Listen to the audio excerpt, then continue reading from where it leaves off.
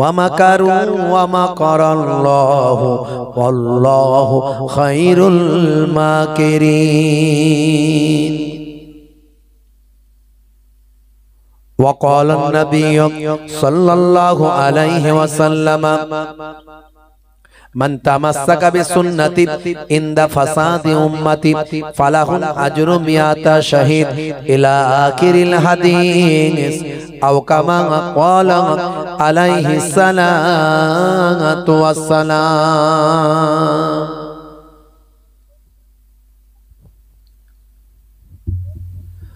وقال النبي صلى الله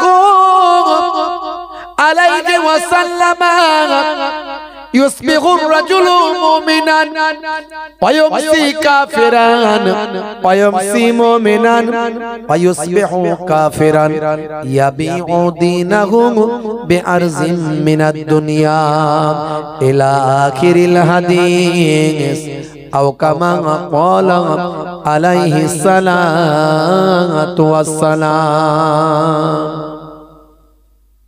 শ্রদ্ধেয় সম্মানীয় আজকের সভার সভাপতি, সামনে উপবিষ্ট আমার পিতৃতুল্য বাপজিরা আছেন, তরুণ যুবকেরা আছেন, স্নেহের বাচ্চারা আছে, পর্দার আড়ালে আমার জননী মায়েরা বোনেরা আছেন, মাইক্রোফোনের আওয়াজে কান লাগিয়ে আছেন, জাতি ধর্ম বর্ণ নির্বিশেষে শ্রোতা বন্ধুরা আছেন। প্রত্যেকটি ফুরফুরা দরবার শরীফ ছোট হুজুর পীর কেবলা রহমাতুল্লাহ আলাইহির মেয়ে ছেলে নাতি হিসাবে, মায়াপুর পীরনগরী হুজুর পীর কেবলা রহমাতুল্লাহ আলাইহির ছেলে পৌত্র হিসাবে, দুই দরবারের পক্ষ থেকে, দুই দরবারের মেহমান হিসাবে আমি মোহেবুল্লাহ হুসাইনি আমার হরিণখোলা দরবার শরীফের পক্ষ থেকে সকলকে আন্তরিক সালাম, শুভেচ্ছা, ভালোবাসা জ্ঞাপন করি। আল্লাহ পাকের রহমত সমস্ত ঈমানদারের উপর হোক, জোরে বলুন আল্লাহুম্মা আমিন। এই গভীর রাত্রিতে এতগুলো মানুষ এখনো বসে আছেন, আলহামদুলিল্লাহ। কিছু শোনার আশায়, কিছু জানার আশায়, কিছু বোঝার আশায়। লম্বা চওড়া আলোচনা নয়, খুব সংক্ষেপে আলোচনা, একেবারে মূল জিস্ট আমি আলোচনা করে দেব ইনশাআল্লাহ, যদি আল্লাহ আমাকে বলিয়ে নেন। সন্ধ্যা থেকে অনেক ওয়াইজরা, বক্তারা তারা তাকরীর করেছেন, বয়ান করেছেন, অনেক আলোচনা করেছেন। আমি মূল কথাটা বলে আপনাদের খেদমত থেকে বিদায় নেব। আমা তাওফীকি ইল্লা বিল্লাহ। আল্লাহ যদি আমাকে বলিয়ে নেন। তবে হ্যাঁ, আমার ওয়াজে যে সবাই শুনে বুঝে নেবেন বা মেনে নেবেন তা নয়। আমার নবী ওয়াজ করেছিলেন, সবাই শোনেনি। নবীর ওয়াজ সবাই মানেনি, মেনেছিল? বলুন মেনেছিল? আল্লাহ রাব্বুল আলামিন বললেন, ফাযাক্কির ফাইন্না যিকরা তানফাউল মুমিনিন। হে নবী, you keep telling believers will benefit. আপনি ওয়াজ করতে থাকুন, আপনি ওয়াজ করতে থাকুন, আপনি ওয়াজ করতে থাকুন। আপনার ওয়াজ, আপনার বক্তব্য ঈমানদারদের উপকারে লাগবে, জোরে বলুন সুবহানাল্লাহ। ঈমানদার যারা তাদের উপকারে লাগবে, কিন্তু সবার উপকারে লাগবে না। আল্লাহর নবী ওয়াজ করেছিলেন, হযরত আবু বকর সিদ্দিক হুজুর হেদায়েত হয়েছিলেন, উপকারে লেগেছিল। আল্লাহর নবী ওয়াজ করেছিলেন, হযরত ওমর ফারুক হুজুর উপকারে লেগেছিল, হেদায়েত হয়েছিলেন। আল্লাহর নবী ওয়াজ করেছিলেন, ওসমান জিন্নুরাইন হুজুর হেদায়েত হয়েছিলেন। আল্লাহর নবী ওয়াজ করেছিলেন, হযরত আলী মুর্তজা হুজুর হেদায়েত হয়েছিলেন। আল্লাহর নবী ওয়াজ করেছিলেন, হযরত আবু জার, আবু তালহা, আবু হুরায়রা হুজুর হেদায়েত হয়েছিলেন। কিন্তু আল্লাহর নবী ওয়াজ করেছিলেন, আবু জাহিল হেদায়েত হয়নি, আবু লাহাব হেদায়েত হয়নি, উতবা সাইবা হেদায়েত হয়নি। নবীর কথায় তারা হেদায়েত হয়নি। আর তাদেরই যদি দলের লোক থাকে, তাদের যদি চানাপুটকা থাকে, তারা আমাদের মতো হুজুরের কথায় হেদায়েত হবে? হবে না। সবাই হেদায়েত হবে না, কিন্তু আল্লাহ যাকে হেদায়েত করবে, যে চেষ্টা করবে, কিতাবের মধ্যে এসেছে ততক্ষণ পর্যন্ত আমার আল্লাহ ওই জাতি ওই কওমকে হেদায়েত করেন না যতক্ষণ না সে নিজে হেদায়েত হওয়ার চেষ্টা করবে। আমার বলার কর্তব্য বলে দিয়ে যায়, কিন্তু আপনাকে দায়িত্ব নিতে হবে যে আমি ওয়াজ শুনে হেদায়েত হব কি হব না। হে তরুণ যুবকেরা, হে আমার বন্ধুরা, শুনে রেখে দিন বাবা, জেনে রেখে দেন। হে মুসলমান, একটুখানি খেয়াল করুন বাবা, বন্ধুরা আমার, তরুণ যুবকেরা আমার আল্লাহ আপনাকে আমাকে কেন পৃথিবীতে পাঠালেন, আমাকে আপনাকে কিভাবে পৃথিবীতে পাঠালেন, কি জন্য পৃথিবীতে পাঠালেন, একটু গবেষণা করুন। এক কাতরা নাপাক পানি থেকে আপনার আমার জন্ম, এটা কি আপনি ভুলতে পারেন? হে যুবক, আকাশ থেকে পড়ে আপনার জন্ম হয়নি, মাটির তলা থেকে আপনি বেরিয়ে আসেননি, এক কাতরা নাপাক পানি থেকে আপনার জন্ম। পুরুষের শরীর থেকে ওই নাপাক পানিটা যখন বের হয়, একসঙ্গে 40 কোটি শুক্রাণু থাকে। এই 40 কোটি শুক্রাণু সব মাতৃগর্ভে মায়ের ডিম্বাণুর দিকে ছুটে যায়। মায়ের ডিম্বাণুতে প্রয়োজন একটা শুক্রাণু, 40 কোটি শুক্রাণুর মধ্যে সবাই পরাজিত হয়েছিল, আপনি কেবল জয়ী হয়েছিলেন। আপনি জয় লাভ করে মায়ের ডিম্বাণুর সঙ্গে মিলিত হয়ে আপনার জন্ম আল্লাহ দিলে। অস্বীকার করার কোনো রাস্তা নাই, কেউ অস্বীকার করতে পারবে না। এক কাতরা নাপাক পানি মাতৃগর্ভে পড়ে একটা নোতফা নাপাক পানি, সেটাকে আমার আল্লাহ জমাট বাঁধা রক্তপিণ্ড করলেন। সুম্মা কানা আলাকাতান ফাখালাকা ফাসাওয়া। আল্লাহ বলছেন বান্দারে, হে তরুণ যুবকেরা, হে আমার বন্ধুরা, শুনে রেখে দিন বাবা, জেনে রেখে দেন। আমার আল্লাহ বলছেন বান্দা, কাইফা তাকফুরুন, তোমরা কেমন করে আমি আল্লাহর সঙ্গে কুফরি করো, নাফরমানি করো, বিল্লাহি, আমি আল্লাহর সাথে, অকুনতুম আমওয়াতান, তোমরা ছিলে মৃত। হে দুনিয়ার মানুষ, মাতৃগর্ভে আমার আল্লাহ ওই এক কাতরা নাপাক পানি তাকে জমাট বাঁধা রক্তপিণ্ডে পরিণত করেন। ওই জমাট বাঁধা রক্তপিণ্ডটা আস্তে আস্তে গোস্তের টুকরাতে পরিণত হয়। গোস্তের টুকরোটাকে আমার আল্লাহ বড় করে দেন। সেই গোস্তের টুকরো থেকে আমার আল্লাহ কুদরতি ক্ষমতা, গোস্তের টুকরো থেকে অটোমেটিক হাত পা চোখ মুখ হয়ে সুন্দর মানুষ তৈরি হয়। আল্লাহ বলছেন, শোনো হে দুনিয়ার মানুষ, তোমরা ছিলে মৃত, আমি আল্লাহ মাতৃগর্ভে একটা ফারিস্তা পাঠিয়ে দিই। ফারিস্তা পাঠানোর পরে হে দুনিয়ার মানুষ শুনে রেখে দাও, এই ফারিস্তা গিয়ে আমি আল্লাহ আমার পক্ষ থেকে রূহটা গিয়ে ওই সন্তানের ভিতরে দান করে দেয়। দান করার পরে ওই সন্তান আর মৃত থাকে না, জিন্দা জীবিত হয়ে যায়। 1450 বছর আগে আল্লাহর কোরআন বলছে, সবচেয়ে আগে আমি ওই সন্তানের কানটাকে ওপেন করি। কানটা প্রথমে কান ওপেন হয়, মাতৃগর্ভে বাচ্চা প্রথম শ্রবণ শক্তি পায়। আর আজকে 1450 বছর পর সায়েন্সের ডেভেলপমেন্ট, বিজ্ঞানের ডেভেলপমেন্টে প্রমাণ হচ্ছে মাতৃগর্ভে সবচেয়ে আগে যে ইন্দ্রিয় কাজ করতে শুরু করে সেটা হলো শ্রবণ ইন্দ্রিয়। আজকের বিজ্ঞান যেটা বলছে 1450 বছর আগে আল্লাহর কোরআন সেটা আগেই বলে দিয়েছে। অবাক হয়ে যাবেন আপনি। এই জন্যই বলি একটু কোরআন পড়তে হবে, বুঝতে হবে। বুঝতে পারছেন ভাইরা আমার, তরুণ যুবকেরা, হে তরুণ যুবকেরা, হে আমার বন্ধুরা, 1450 বছর আগে আল্লাহর কোরআন যা বলছে আজকের যুগে সব বিজ্ঞানের বাস্তবতায় প্রমাণিত হচ্ছে। আল্লাহ বলছেন বান্দারে, হে দুনিয়ার মানুষ শুনে রেখে দাও, তোমাকে আমি সুন্দর করে সর্বাপেক্ষা সুন্দর করে সৃষ্টি করলাম। লাকাদ খালাকনাল ইনসানা ফি আহসানি তাকবীম। হে দুনিয়ার মানুষ, তোমাকে আমি সর্বাপেক্ষা সুন্দর করে সৃষ্টি করেছি। হে দুনিয়ার মানুষ, তোমাকে আমি সর্বাপেক্ষা সুন্দর করে সৃষ্টি করেছি, আর তোমাকে আমি আল্লাহ পৃথিবীর সর্বশ্রেষ্ঠ জীবে পরিণত করেছি। হে দুনিয়ার মানুষ শুনে রেখে দাও, আমি আল্লাহ তাআলা আদমের আওলাদকে সর্বাপেক্ষা উচ্চ মর্যাদা দান করেছি। লাকাদ কাররামনা বানি আদম, আদমের আওলাদকে উচ্চ মর্যাদা উচ্চ সম্মানে অধিষ্ঠিত করেছি। আদমের আওলাদের জন্য হে মানুষ তোমার জন্যই এই পৃথিবীতে যত নিয়ামত দেখছো সব নিয়ামত আমি আল্লাহ সৃষ্টি করেছি। ওয়া খালাকনাকুম আজওয়াজা, আমি আল্লাহ তোমাদেরকে জোড়ায় জোড়ায় পয়দা করেছি। হে তরুণ যুবকেরা, আল্লাহ বলছেন বান্দারে আকাশকে তোমাদের জন্য ছাদ বানিয়েছি, জমিনকে তোমাদের জন্য বিছানা বানিয়েছি, দিনের দিন করে দেওয়ার জন্য আকাশে সূর্য লাগিয়েছি, আর রাতের বেলা মৃদু লাইট করার জন্য চাঁদ প্রতিস্থাপন করেছি। আকাশকে সুন্দর করে সাজিয়ে নক্ষত্র দিয়ে সাজিয়ে দিয়েছি। হে দুনিয়ার মানুষ, তোমাদের জন্য আমি আল্লাহ তাআলা রাতকে তোমাদের জন্য বিশ্রামের, তোমাদের জন্য নিদ্রাগার বানিয়ে দিয়েছি। জোরে হবে না?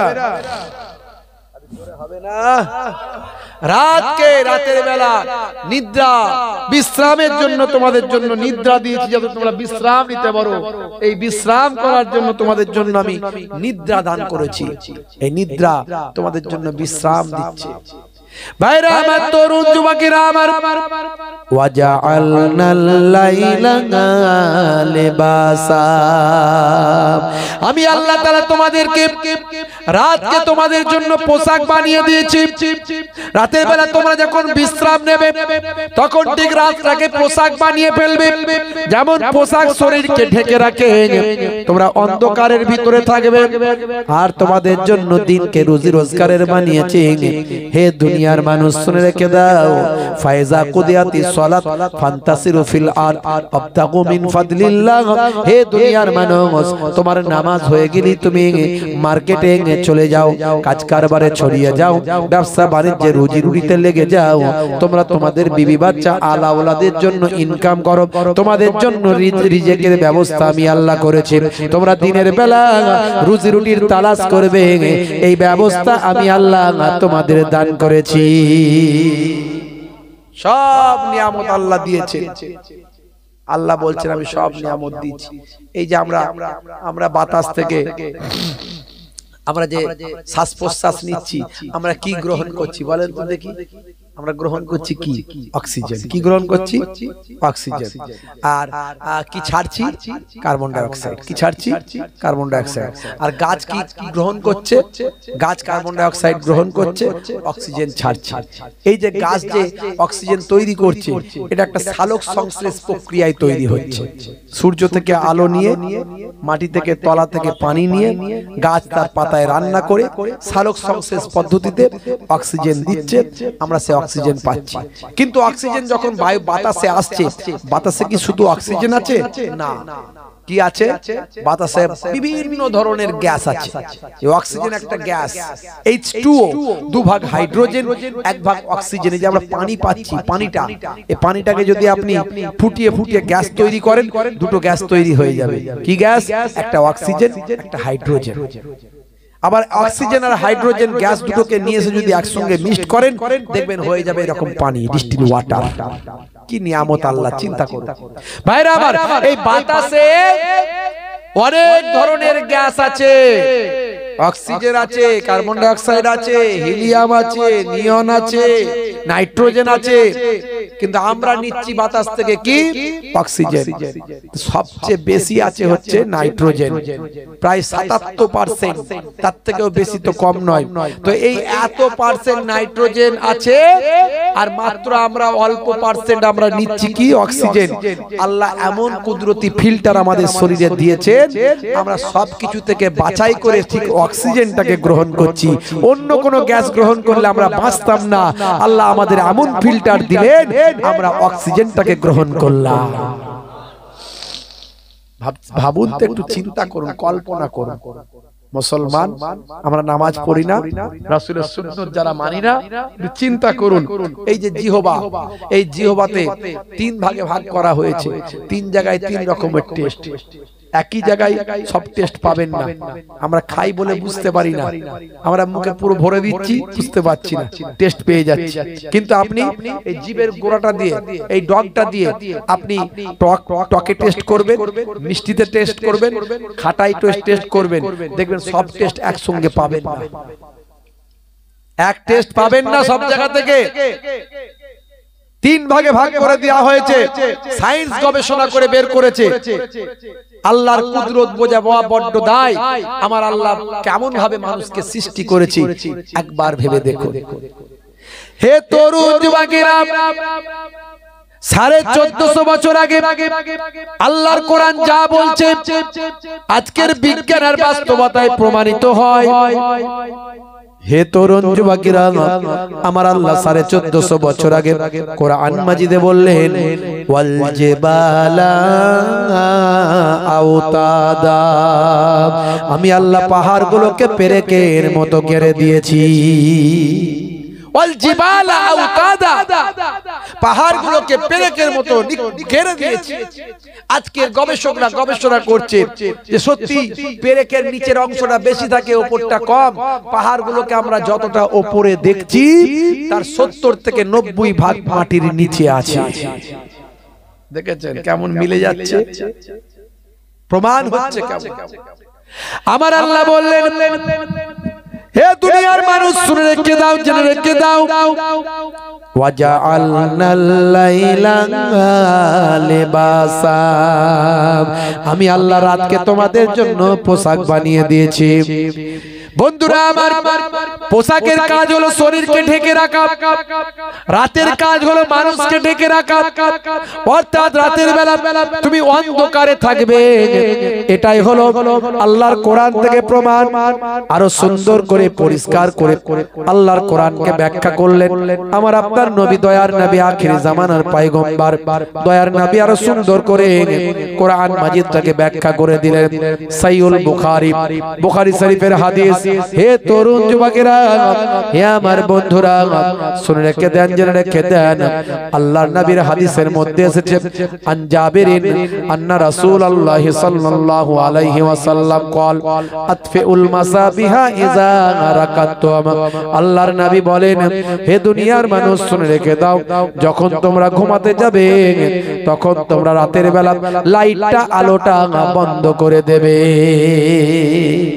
জোরে হবে না, আর জোরে হবে না ভাইরা আমার, তরুণ যুবকেরা আমার, মুরব্বিয়ানেরা আমার, মুসলমান, আল্লাহর নবী সুন্দর করে বলে দিলেন যখন তোমরা ঘুমাতে যাবে তখন তোমরা রাতের বেলা লাইটটা বন্ধ করে দেবে। 5624 নম্বর হাদিস, বুখারী শরীফের হাদিস, আল্লাহর নবী বলছেন। হে মুসলমান, একটু ভালো করে চিন্তা করুন, আল্লাহর কোরআন যেটা বলল, নবীর হাদিস যেটা বলল, 1450 বছর আগে সে সময় কোনো প্যাথোলজি ছিল না, সে সময় কোনো ল্যাবরেটরি ছিল না, সে সময় কোনো গবেষণা কেন্দ্র ছিল না, কোনো নাসা ছিল না, ইসরো ছিল না। আল্লাহর নবী যেটা বললেন, আমার আল্লাহ যেটা বললেন, রাতের বেলা অন্ধকারের ভিতরে থাকো, নবী বললেন লাইট বন্ধ করে দিয়ে ঘুমাও। 1450 বছর কেটে গেল, আজকের যুগের বিজ্ঞানীদের বিজ্ঞানের গবেষণায় ধরা পড়ল মাথা থেকে 5 ধরনের হরমোন নিঃসৃত হয়। এক ধরনের হরমোন মাথা থেকে নিঃসৃত হয় যখন মানুষটি ঘুমায়, গভীর ঘুমে আচ্ছন্ন যখন থাকে। আর ভাই আমার, ঘরটা যদি অন্ধকার থাকে, চোখ যদি ব্রেনকে সিগন্যাল দেয় গভীর ঘুমের মধ্যে আছি, অন্ধকারের ভিতরে আছি, তখন মাথার পেছন সাইড থেকে একটা হরমোন নিঃসৃত হয়। এই হরমোনটার নাম হলো মেলাটোনিন হরমোন। যে হরমোনটা বের হয়ে মাথার পেছন সাইড থেকে বের হয়ে শরীরের রক্তের সঙ্গে মিশে যায় এবং আমার আপনার শরীরে ক্যান্সারের জীবাণু থেকে শরীরকে রক্ষা করে দেয়। জোরে হবে না? দেখছেন কোরআন যা বলছে, আজকের বিজ্ঞান বলছে, রাসূলের হাদিস যা বলছে, আজকের বিজ্ঞান বলছে। আমি এরকম উদাহরণ অনেক দিয়েছি, বেশি দিতে যাব না। ভাইরা আমার, তরুণ যুবকেরা আমার, শরীরটা আমার এমনি খারাপ, প্রচন্ড পরিশ্রম চলছে, দিন জাগা রাত জাগা মানুষ, দিনে আপনারা জানেন, কিন্তু মানুষ ছাড়ে না। কি হুজুর এত দাওয়াত নেন কেন? হুজুরের ইনকাম হচ্ছে, হুজুর দাওয়াত নেন কেন? সত্যি কথা বলতে আমি কিন্তু ইনকাম করতে নামি না, আমার রেকর্ড নাই। আমি যদি চাইতাম 20,000 করে নিতে পারতাম, নি না। জিজ্ঞাসা করবেন আপনার হুজুরদেরকে, জিজ্ঞাসা করবেন, যেখানে যেরাও সেখানে সেরাও আমাকে নিতে হয়, অনেকটা একটু বেশিও নিতে হয়, নাহলে আবার অসুবিধা আছে, বুঝতে পারছি। ছেলের বিয়ের সময় যদি বলে পণ নেব না, আমাদের এখন এটা হয়েছে জানেন তো, আমাদের হয়েছে। কিরকম হয়েছে? এখন আমার দাদাজানের মুরিদ, বুঝতে পারছেন, দাদাজানের মুরিদ, দাদাজান বলেন বাবা ছেলের তো বিয়ে দিচ্ছ বাবা, দেখো পণ ফোনে হাত দিও না জানো। না হুজুর আপনার মুরিদ, আমি পণ নেবো, ছেলের বিয়ে নেবো না। তো এখন দেখাশোনা সব কমপ্লিট হয়ে গেছে, বিয়ের ডেট ফেট সব হয়ে গেছে একদম। এবারে আসল কথা, সেটা হলো দেনা পাওনা। কি লাগবে দেনা পাওনা বলুন? ছেলের বিয়ে, ছেলে ভালো ভালো প্রতিষ্ঠিত, দিতে তো হবে। তো কি কি দেয়া লাগবে বলুন? দেখুন বাবা, আমি মায়াপুর পীরনগরী হুজুরের মুরিদ, হরিণখোলা হুজুরের মুরিদ, তা আমি বলে নিতে পারবো না, আমার হুজুর নারাজ, আর ইসলামে নিষেধ, পন্টন নেওয়া যাবে না। তা আমার ছেলের বিয়েতে পন্টন কিছু লাগবে না বাবু, তোমরা কিছু দেবে না, দিলে অসুবিধা আছে, কিছু দেবে না। সব কিছু কমপ্লিট হয়ে গেছে। কিছুদিন পরে, 3-4 দিন পরে ঘটক ফোন করে বলছে ছেলের বিয়ে, মেয়ের বিয়ে ক্যান্সেল। কেন? ছেলের বাপ বলছে কেন? বলছে ওই যে আপনি বলেছেন না পণ লাগবে না, তো মেয়ের বিয়ে বাপ ধরে নিয়েছে, এখনকার যুগে পণ নেবেন, এটা হতে পারে নাকি? পণ নেবে না মানে নিশ্চয় কিছু গন্ডগোল আছে, ছেলের গন্ডগোল আছে, ওই জন্য বিয়ে হবে না। হলোটা কেটে গেল, বুঝতে পারছি। কিছু কিছু জায়গায় একটু মোটা নজরানা না নিলে অসুবিধা আছে, হুজুরের বাজার খুব খারাপ, নিতে হবে। অন্য হুজুর নিচ্ছে, আপনি যদি না নেন নিতে হবে, সেই টাকা নিয়ে অন্য জায়গায় কাজ। আমার এতিমখানা আছে, আমার প্রতিষ্ঠান আছে, দিতে হয় অনেক জায়গায়, বুঝতে পারছি। অনেক টাকা লাগবে, টাকা অনেক কাজে লাগে। আমি নিজে হাই স্কুল টিচার, আলহামদুলিল্লাহ আমার রুজি রুটির জন্য আল্লাহ ব্যবস্থা একটা করে দিয়েছেন, চলে যায় মোটামুটি। একটা উচ্চ মাধ্যমিক হাই সেকেন্ডারি স্কুলে শিক্ষকতা করি। তো যাই হোক, কিন্তু মানুষের দরবারে যেতে হয়, মানুষ ভালোবাসে, যেতে হয়। খুব সংক্ষেপে একটু বলি, আপনারা বুঝে নেন। বাবা মার, তরুণ যুবকেরা আমার একটু বুঝে নেন, খুব সংক্ষেপে। অনেক উদাহরণ আমি দিয়েছি এর আগে, ইন্টারনেটে আছে, অনেক উদাহরণ দিয়েছি। হে তরুণ যুবকেরা, হে আমার বন্ধুরা, আজকে আর বেশি উদাহরণ দিলাম না। আমি আপনাদের কাছে একটা কথাই প্রমাণ করতে চাই, এই উদাহরণগুলো দিয়ে এটাই প্রমাণ করতে চাই কোরআন সত্য, আল্লাহর নবীর উপর কোরআন নাজিল হয়েছে, আল্লাহ সত্য, যার উপর নাজিল হয়েছে কোরআন মাজিদ সেই নবী সত্য। এইগুলো প্রমাণিত হয়। হে তরুণ যুবকেরা, এই সমস্ত তথ্যগুলো পেশ করি এই জন্য, আজকে পৃথিবী বিখ্যাত বিখ্যাত ব্যক্তিরা আমার দয়ার নবীর শিষ্য হয়েছে। কেসিয়াস কেলে থেকে Tyson, Gary Miller, Jennifer, Michael Jackson, ইলিমা দিমাত, প্রিয়াঙ্কা। হে তরুণ যুবকেরা, আজকে কয়েকদিন আগে ইন্টারনেটে ভাইরাল হয়েছে পৃথিবী বিখ্যাত একজন ব্যক্তি, আপনারা দেখেছেন, কাবা ঘর তিনি তওয়াফ করছেন, ইহরাম পরে তওয়াফ করছেন, তার সারা শরীরটা, মাথা, ঘাড় থেকে শুরু করে হাত পর্যন্ত যে অংশগুলো দেখা যায় সেগুলোতে তার ট্যাটুতে ভরা, ট্যাটু বোঝেন তো, অনেক ট্যাটু আছে আপনার রং করা, সেগুলো মেডিসিন দিলে তোলা যায়। আবার অনেক ট্যাটু আছে সেগুলো তোলা যায় না, শরীরের সঙ্গে ফিক্সড হয়ে গেছে, বুঝতে পারছেন ভাইরা আমার, তরুণ যুবকেরা আমার, মুরব্বিয়ানেরা আমার। তো ওই বান্দা তওয়াফ করছে, কেউ ক্যামেরা করেছে, ট্যাটু, সারা শরীরে ট্যাটু, ঘাড়ে ইহরাম। আপনারা জানেন ইহরাম দুটো পড়তে, একটা পরনে, একটা গায়ে, আর এই বগলের ভিতর দিয়ে পড়তে হয়, এখানে ফাঁকা থাকে। আর ইহরাম অবস্থায় মাথায় টুপিটা বা দেওয়া যায় না। ইহরাম আপনার তওয়াফ করার পরে মাথা মুন্ডন করতে হয়, এগুলো হজের রুকনের মধ্যে পড়ে। তো ভাইরা, এমন সময় দেখতে পাওয়া যায় ইন্টারনেটে ভাইরাল, পরবর্তীকালে তাকে জিজ্ঞাসা করা হয়েছে কে তিনি। হে তরুণ যুবকেরা, হে আমার বন্ধুরা, শুনে রেখে দিন বাবা, জেনে রেখে দেন, তিনি আর অন্য কেউ নন, তিনি হলেন আমেরিকা যুক্তরাষ্ট্রের একজন পৃথিবী বিখ্যাত ব্লগার। ব্লগাররা ব্লগিং করে, বিভিন্ন রকম তথ্য সংগ্রহ করে সেই সম্পর্কে বক্তব্য দেয়, লেখালেখি করে, বিভিন্ন বাস্তব তথ্যগুলোকে তুলে ধরে। এগুলো হলো ব্লগিং, ব্লগারদের কাজ। পৃথিবী বিখ্যাত একজন ব্লগার। ভাইরা আমার, তরুণ যুবকেরা আমার, মুরব্বিয়ানেরা আমার, হে মুসলমান, হে জওয়ান যুবকেরা, হে মুসলমান, পৃথিবী বিখ্যাত একজন তিনি ব্লগার ছিলেন।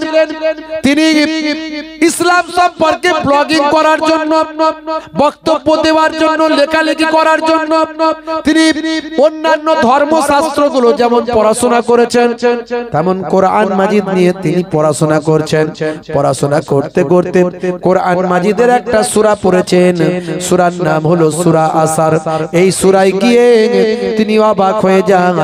বারবার এই সূরাটা পড়তে পড়তে পড়তে পড়তে দয়ার নবীর কালেমা পড়ে বিশ্ব নবীর শিষ্য হয়ে যায়। ভাইরা আমার, জিজ্ঞাসা করা হলো কি এমন সূরা, কি এমন পড়েছেন? তিনি বলেন সূরাটির নাম হলো সূরা আসার। এই সূরাতে আমি কি আটকে গেলাম, বারবার পড়লাম, গবেষণা করলাম কি আছে এই সূরাতে। এই সূরাতে আমার আল্লাহ সময়ের কসম করেছেন, আসরের কসম করেছেন। আমার আল্লাহ বলছেন ওয়াল আস ইন্নাল ইনসানা লাফি খসর।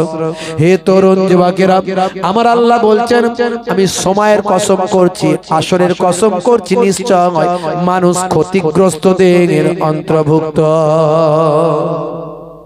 নিশ্চয় মানুষ ক্ষতিগ্রস্তদের অন্তর্ভুক্ত, আমি সময়ের কসম করছি। ওয়াক্তের কসম করলেন, টাইম, সময়ের, মানুষ ক্ষতিগ্রস্তদের অন্তর্ভুক্ত। ইল্লাল্লাযীনা আমানু ওয়া আমিলুস সালিহাত ওয়া তাওয়াসাউ বিল হক্কি ওয়া তাওয়াসাউ বিস সাবর। হে তরুণ যুবকেরা, তারা ক্ষতিগ্রস্ত নয়, ওই সমস্ত ব্যক্তিরা ক্ষতিগ্রস্ত নয় যারা আল্লাহর উপর ঈমান এনেছে, বিশ্বাস করেছে, যারা ঈমানদার এবং নেক আমল করেছে, ভালো কাজ করেছে। আল্লাহ বলছেন যারা হকের পথে থেকেছে এবং সবর করেছে, ধৈর্যশীল বান্দা হয়েছে, আমি আল্লাহ বলি তারা ক্ষতিগ্রস্ত নয়। এছাড়া পৃথিবীর সমস্ত মানুষ ক্ষতিগ্রস্ত। এই আমার আল্লাহর এই কথা, এই যে সময়ের কসম করে সমস্ত মানুষ ক্ষতিগ্রস্ত বললেন। মিস্টার ভাই আমার, হে তরুণ যুবকেরা, মিস্টার জোসেফ তিনি বলেন আমি এই নিয়ে গবেষণা করলাম, সময় নিয়ে কেন আল্লাহ কসম করলেন। আমি গবেষণা করে পেলাম সময় এমন একটা কিমতি জিনিস, কিমতি মূল্যবান জিনিস, যে সময় পার হয়ে গেলে আর সময় ব্যাকে আসে না। সময়কে ধরে রাখা যায় না, সময়কে আটকানো যায় না, সময়কে ব্যাকে টানা যায় না, সময়কে কন্ট্রোল করা যায় না। এই জন্য আমার আল্লাহ এরকম মূল্যবান কিমতি জিনিসের কসম করলেন, সময়ের কসম করে বললেন সমস্ত মানুষ ক্ষতিগ্রস্তদের অন্তর্ভুক্ত, যারা ঈমানদার এবং নেক আমল করেছে, হকের পথে চলেছে আর ধৈর্যশীল বান্দাদের অন্তর্ভুক্ত হয়েছে তারা ব্যতীত। আমি এটা নিয়ে গবেষণা করে শেষে আমি দয়ার নবীর শিষ্য হয়ে গেলাম। জোরে হবে না? তাকে জিজ্ঞাসা করা হলো আপনি এই ট্যাটু অবস্থায় উমরা করছেন, দেখুন এগুলো সব ফিক্সড হয়ে গেছে, এগুলো শরীর থেকে ফিক্সড হয়ে গেছে, এগুলো তোলা যাবে না। তাই আমি নিরুপায়, আমি আল্লাহর বাইতুল্লাহ তওয়াফ করছি, আমি ঈমানদার হয়ে গেছি, আমার নাম এখন ইব্রাহিম। জোরে বলুন সুবহানাল্লাহ। মুসলমান অবাক ব্যাপার, অবাক ব্যাপার। এই যে ইসলামের গ্রোথ, ডেভেলপমেন্ট, এটাকে ব্যান্ড করার জন্য পৃথিবীতে অনেক চক্রান্তকারী চক্রান্ত করছে। তারা ভয় পাচ্ছে আগামী 2050 সালে পৃথিবীর 1 নম্বর রিলিজিয়াস হবে, পৃথিবীর সবচেয়ে বেশি মানুষ আল্লাহর কোরআন, রাসূলের হাদিস, আমার আল্লাহকে এবং দয়ার নবীকে ভালোবাসবে। এটাকে ব্রেক করার জন্য তারা এই চক্রান্তগুলো করছে, কিন্তু পারবে না, সম্ভব নয়, সম্ভব নয়। কুল জাআল হক ওয়া যাকাল বাতিল ইন্নাল বাতিলা কানা যাহুকা। হক আসলে বাতিল চলে যাবে। হে তরুণ যুবকেরা, হে আমার বন্ধুরা, হে আমার মুরব্বিয়ানেরা, আল্লাহ বললেন শোনো, এত নিয়ামত তোমাদের দিলাম, এত কিছু আমার নিয়ামত তোমাদের দিলাম, দিয়ে তোমাদের কাছ থেকে একটা জিনিস চাইলাম, সেটার অন্য কিছু নয়। সেটা কি চাইলাম? মা খালাকতুল জিন্না ওয়াল ইনসা ইল্লা লিয়াবুদুন। জোরে হবে না? আমি তোমাদের কাছ থেকে একটা জিনিস চেয়েছি বান্দা, হে দুনিয়ার মানুষ শুনে রেখে দাও, তোমরা আমার ইবাদত করবে। হে দুনিয়ার মানুষ, তোমাদেরকে এবং জিন জাতিকে আমি আল্লাহ ইবাদত ছাড়া অন্য কোনো উদ্দেশ্যে সৃষ্টি করি না। তোমরা আমার ইবাদতটা করবে, এই জন্য আমি সৃষ্টি করেছি বান্দা, তোমরা আমার ইবাদত করবে। তবে মনে রাখবেন, ইবাদত মানে নামাজ, রোজা, হজ, যাকাত। ইবাদত মানে তেলাওয়াত, ইবাদত মানে জিকির ফিকির। কিছু বলবেন? ইবাদত মানে নামাজ, ইবাদত মানে রোজা, হজ, যাকাত, জিকির ফিকির। হে তরুণ যুবকেরা, হে আমার বন্ধুরা, শুনে রেখে দিন বাবা, জেনে রেখে দেন, আল্লাহ বললেন ইবাদত করার জন্য সৃষ্টি করেছি, ভালো করে বুঝবেন। কিন্তু আমরা কি বুঝি? ইবাদত মানে নামাজ, রোজা, হজ, যাকাত। তাহলে কি রাত দিন নামাজ, রোজা, হজ, যাকাত করব? কিন্তু আমার আল্লাহ অন্য জায়গায় বলছেন, ফাইজা কুদিয়াতিস সালাত ফান্তাসিরু ফিল আরদ আবতাগু মিন ফাদলিল্লাহ। এই নামাজ खत्म हो गया, चलो निकलो अपना काम में जाओ, बाजार में जाओ, खेत में जाओ, मार्केट में जाओ, बीबी बच्चों को पालो पोसो, रोजी रोटी तलाश करो। আমার আল্লাহ নিজেই বলছেন কাজ করার জন্য, ইনকাম করার জন্য। তাহলে সব সময় ইবাদতটা না কি করে হলো? আসলে ভুল ব্যাখ্যা করবেন না। আপনি যে কাজ করবেন, ব্যবসা করবেন, তার মধ্যেও আছে ইবাদত। ব্যবসা করবেন, ওজনে ঠকাবেন না। ব্যবসা করবেন, মিথ্যা কথা বলবেন না। ব্যবসা করবেন, ভেজাল মাল পাইল করবেন না। ব্যবসা করবেন, হে তরুণ যুবকেরা, হে আমার মুরব্বিয়ানেরা, ব্যবসা করবেন, কখনো আপনি পুরানো মাল নতুন মালের সঙ্গে মিক্সড করে দেবেন না। ব্যবসা করবেন, ভাই আমার, এটা মিথ্যা কথা বলবেন না। আল্লাহর কসম করে বলছি, তুমি আমার চাচতো ভাইয়ের ফুফুতো ভাই, তাই তোমার কাছে কেনা দামটা চাই। কেনা দাম না হলে অনেক টাকা লাভ করতাম ভাই, কারণ তুমি আমার চাচতো ভাইয়ের ফুফুতো ভাই, তাই তোমার কাছ থেকে কেনা দামটা নিচ্ছি। আর কাউকে কখনো যেন বলো নাই, কারণ এই কেনা দামটা আমি কাউকেই তো দিতে পারবো না। এই নাও ভাই, গরুটা আমি কিনেছিলাম 25,000-এ, তাই তুমি আমার চাচতো ভাইয়ের ফুফুতো ভাই, তাই তোমাকে আমি 26,000-এ দিতে চাই। আর যদি বলো না পারবো ভাই, তাহলে 25,000 দিয়ে নিয়ে যাও, কোনো অসুবিধা নাই। বেটা কিনেছিল 20,000-এ, দিলে ঠকিয়ে 25-এ। কিন্তু খোদার কসম খেলো, 25-এ কেন, 50-এ বিক্রি করতে পারতো। 25-এ বিক্রি করতে, 25 কেন, 50-এ বিক্রি করতে পারতো। কিন্তু এই যে খোদার কসম টসম খেয়ে নিল, মিথ্যার আশ্রয় নিল, ধোকাবাজি করলো, এটা গুনাহগারের খাতায় নাম এসে গেল। তাহলে আপনি বিক্রি যখন করবেন, ব্যবসা করবেন, মিথ্যা বলবেন না, কসম খাবেন না, লোককে ঠকাবেন না। আপনি লাভ করার জন্যই ব্যবসা করছেন। আপনার 25 টাকায় কিনে আপনি 50 টাকায় বিক্রি করতেই পারেন। আমার দাম আছে 50, নিতে মন যায় নাও, না হলে যাও। এই দুটো কথা। তবে ইসলামের নির্দেশ, সেল বেশি লাভ কম। দেখবেন ব্যবসা বাড়বে, ব্যবসা লস হবে না, ব্যবসা কোনোদিন নষ্ট হবে না। কিন্তু এখনকার ব্যবসায়ী, নতুন নতুন ব্যবসায়ী বেরিয়েছে, তারা দুদিনে কোটিপতি হতে চায়, দুদিনে কোটিপতি হতে চায়। আল্লাহর নবী কেমন ব্যবসা করাতেন, সাহাবায়ে কেরামদের কেমন ব্যবসা শিখিয়েছিলেন। হে তরুণ যুবকেরা, হে আমার বন্ধুরা,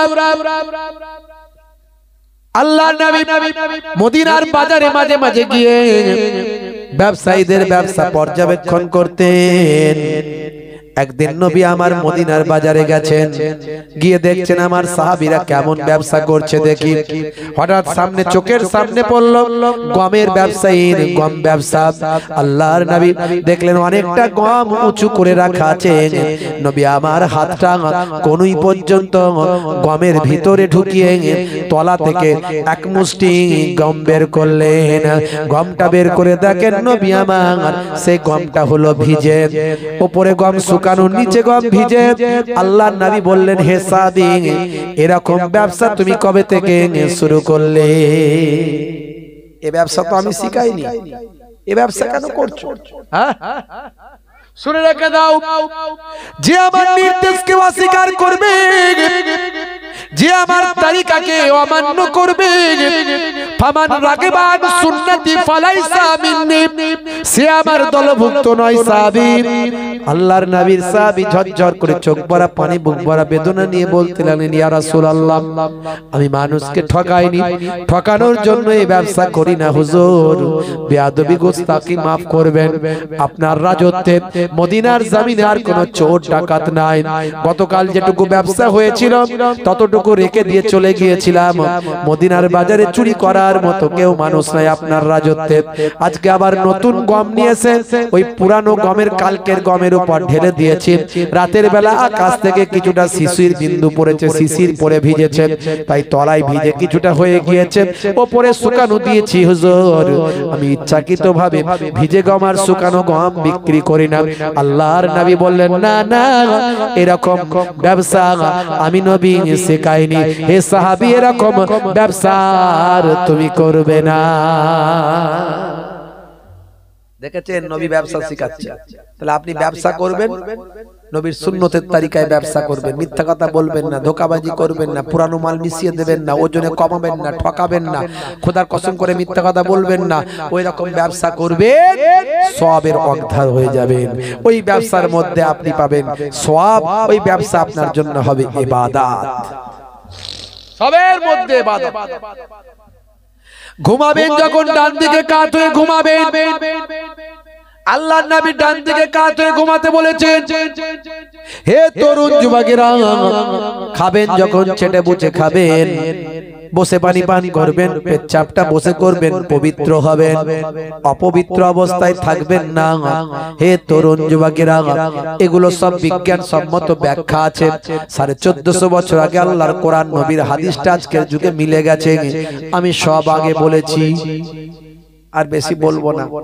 এখনকার ছেলেরা দেখবেন বসে পেচ্ছাপ করতে পারে না, কারণ জিন্সের প্যান্ট পরে, স্কিন টাইট গেঞ্জি, স্কিন টাইট প্যান্ট, জিন্সের প্যান্ট আবার কি বলবো 3-4 জায়গায় ছেঁড়া। কিরে ভাই, সলেমান খানের চাস্তো ভাই, নায়ক নায়ক ভাব, শুধু নায়িকার অভাব, সন্ধান করে বেড়াচ্ছে কোথায় নায়িকা পাওয়া যায়।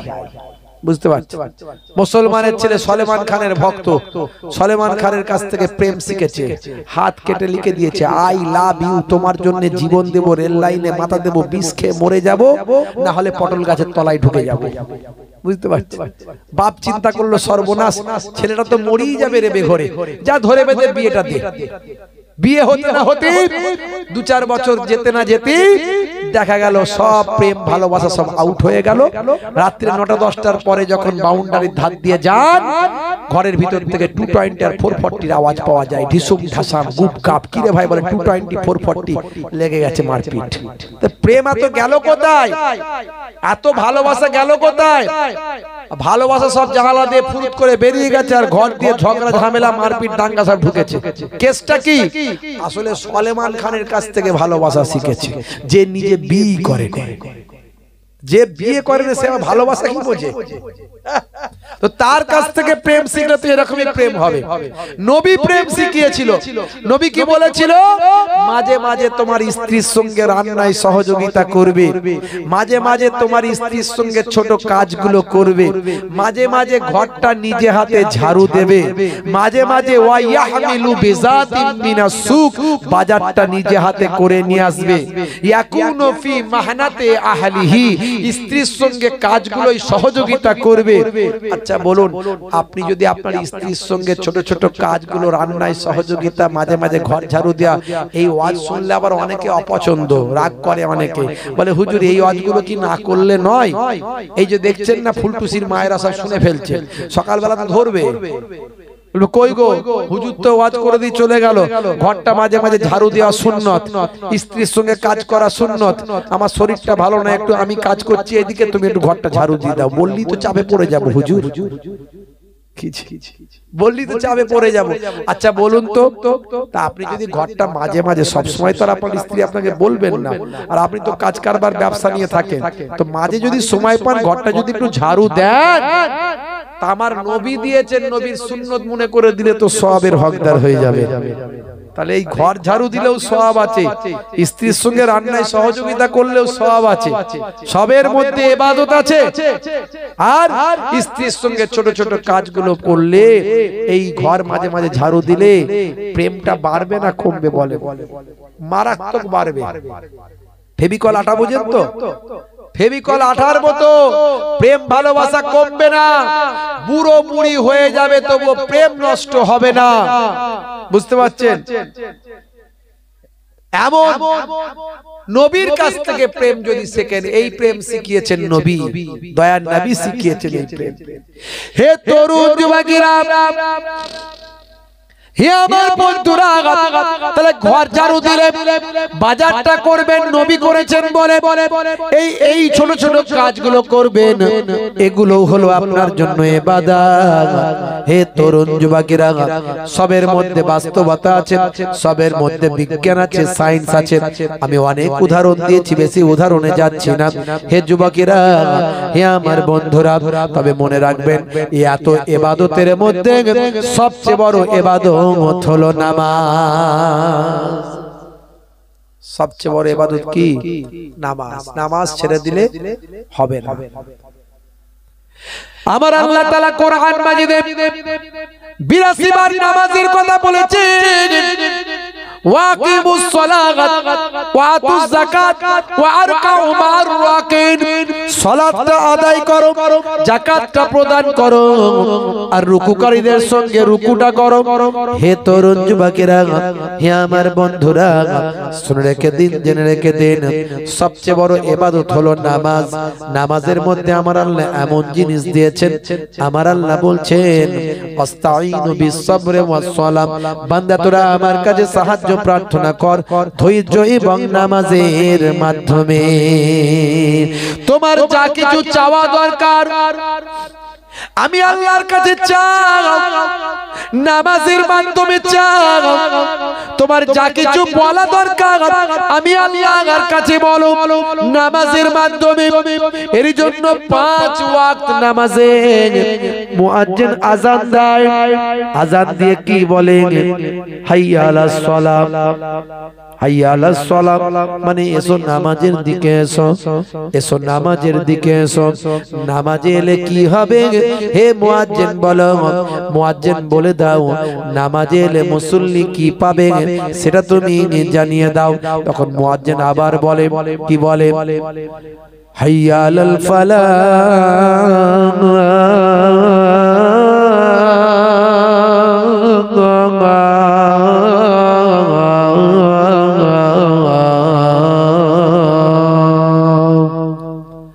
নামাজে এলে আমি আল্লাহ তোমাকে কামিয়াবি দেব।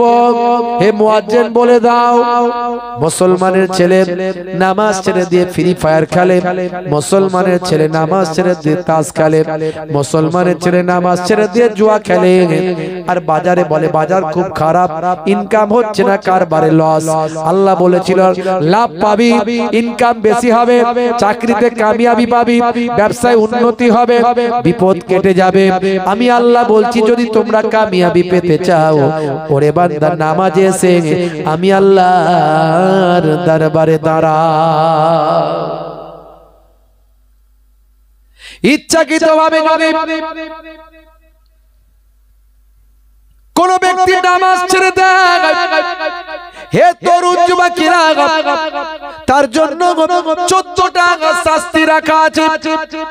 আল্লাহর নবীর হাদিস থেকে প্রমাণ 14টা শাস্তি রাখা আছে। এক নাম্বার হলো দুনিয়াতে হবে 5টা শাস্তি। কি কি হবে? তার চেহারার মধ্যে নেককারের কোনো জ্যোতি থাকবে না, নেককার মানুষের কোনো আলো তার চেহারার মধ্যে থাকবে না, এটা হলো এক নাম্বার শাস্তি। 2 নাম্বার শাস্তি হলো তার রুজি রুটিতে বরকত হবে না। ভালো করে বোঝুন, যারা বলে ইনকাম হচ্ছে না, থাকছে না, পয়সা দেখতে পাই না, হুজুর দোয়া করেন, তাবিজ করেন, হে তরুণ যুবকেরা, আল্লাহর নবীর হাদিস থেকে প্রমাণ বেনামাজি বান্দার রুজিতে বরকত হবে না। 3 নাম্বার হলো বেনামাজি বান্দা যদি কোনো ভালো কাজ করে, ভালো কাজের সওয়াব পাবে না। 4 নাম্বার হলো বেনামাজি বান্দা যদি নিজের জন্য দোয়া চায়, সেই দোয়াটা আল্লাহর দরবারে কবুল হবে না। 5 নাম্বার হলো বেনামাজি বান্দার জন্য পৃথিবী বিখ্যাত যত বড় আল্লাহর ওলি বান্দা দোয়া চাক, সে দোয়াও তার জন্য কাজে লাগবে না। 5টা। ভাইরা আমার, তরুণ যুবকেরা আমার, মৃত্যুর সময় হবে 3টে শাস্তি। 1 নাম্বার হলো মৃত্যুটা হবে বেইজ্জতির সঙ্গে মৃত্যু, অপমানের সঙ্গে মৃত্যু হবে 1 নাম্বার। 2 নাম্বার হলো মৃত্যুর সময় প্রচন্ড ক্ষুধার্ত থাকবে ওই ব্যক্তি। 3 নাম্বার হলো বেনামাজি বান্দা যখন মারা যাবে প্রচন্ড পিপাসা অবস্থায় মারা যাবে। এই 3টে শাস্তি মৃত্যুর সময় হবে। হে তরুণ যুবকেরা, কবরে গেলে হবে 3টে শাস্তি। কবরে গেলে হবে 3টে শাস্তি। তার মধ্যে একটা হলো কবরের মাটি, একদিকের মাটি অন্য দিকের মাটির সঙ্গে মিলে গিয়ে ওই ব্যক্তিকে পিসাই করে ফেলবে, গুঁড়ো করে ফেলবে, আবার সরে যাবে, আবার গোটা হবে, আবার গুঁড়ো করবে, এটা চলতে থাকবে। 2 নাম্বার হলো কবরটা আগুনের কুণ্ড, আগুনের কুণ্ডুতে কবর পরিণত হবে, আগুনের কুণ্ডুতে কবরটা ভরে যাবে। আর 3 নাম্বার হলো কবরটাতে আমার আল্লাহ একটা ভয়ঙ্কর সাপ নিযুক্ত করবেন, যে সাপটার নাম হলো সুজাকরাব। এই সাপটা একবার দংশন করলে হে তরুণ যুবকেরা মারাত্মক কষ্ট, এত কষ্ট হবে। তার নমুনা হলো দুনিয়ার জমিনে যদি এই সাপ একবার নিঃশ্বাস ফেলে, কিয়ামত পর্যন্ত সেই জায়গা আর কখনো ঘাস জন্ম নেবে না। এই রকম 3টে আযাব চলবে।